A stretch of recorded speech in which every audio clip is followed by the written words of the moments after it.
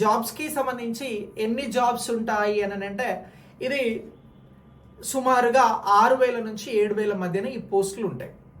ఇక మిగతా పోస్టులు ఏంటి పరిస్థితి అని అంటే మొత్తం తెలంగాణ రాష్ట్రంలో 10,954 పోస్టులను భర్తీ చేయాలని తెలంగాణ రాష్ట్ర ప్రభుత్వం భావించింది.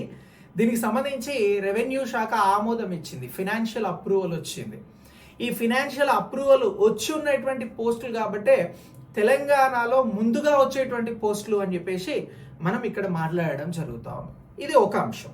రెండో అంశం ఏంటి అని అంటే తెలంగాణ రాష్ట్రంలో ధరణి అనేటువంటి పోర్టల్ ఏదైతే ఉందో దాన్ని క్లోజ్ చేసి దాని స్థానంలో ఇటీవల భూభారతి పోర్టల్ని ప్రారంభించడం జరిగింది. దీనికోసం ROR రైట్స్ ఆఫ్ రికార్డ్స్కి సంబంధించి రికార్డ్స్ ఆఫ్ రైట్స్కి సంబంధించి భూభారతి చట్టాన్ని తీసుకొచ్చారు.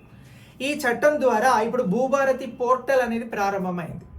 ఈ భూభారతి పోర్టల్ని రన్ చేయడంలో అలాగే రెవెన్యూకి సంబంధించినటువంటి అంశాలను గ్రామాలలో సమర్థవంతంగా నిర్వహించడంలో కీలకమైనటువంటి పాత్ర ఎవరు నిర్వహించాల్సి ఉంటుంది అని అంటే GPOలే నిర్వహించాల్సి ఉంటుంది.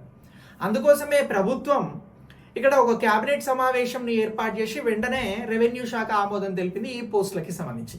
ఈ పోస్టులను ఎవరితోటి పూర్తి చేద్దాము అని అనుకున్నారు, భర్తీ చేద్దాము అనుకున్నారంటే పాత వారితోటే చేద్దామని అనుకున్నారు. పాత ఉద్యోగులు VRO VRAలు సుమారు ఒక 23,000 నుంచి 25,000 మంది ఉండే. ఈ అంశాలను గతంలో చెప్తే చాలా మంది రిజెక్ట్ చేసారు, అట్లా ఉండదు, ఇది డైరెక్ట్ పాత వాళ్ళకే నోటిఫికేషన్ అని. కానీ పేపర్ చదివే ప్రతి ఒక్కరికి తెలుసు, ఇది క్లియర్గా అర్థం చేసుకుంటే ఇది స్టార్టింగ్ నుంచి కూడా నేను చెప్తున్న అంశం అదే, ఇందులో డైరెక్ట్ నోటిఫికేషన్ ఉంటుందని. పాతవారు అందరూ కూడా ఇంట్రెస్టెడ్గా లేరు. ఈ పోస్టులకి పాతవారు ఎవరైతే దరఖాస్తు చేసుకుంటారో చేసుకోండి అని చెప్పేసి అడిగితే కేవలం 6,000 చిల్లర మాత్రమే దీనికి అప్లై చేసుకోవడం జరిగింది. మళ్ళీ వీరికి ఈ నెల 25న ఎగ్జామ్ పెడతా ఉన్నారు, మే 25న పెట్టి ఇందులో నుంచి వారు ఎగ్జామ్లో పాస్ అయినటువంటి వారిని మాత్రమే ఇక్కడ ఎలిజిబుల్గా భావించి వారిని తీసుకుంటారు.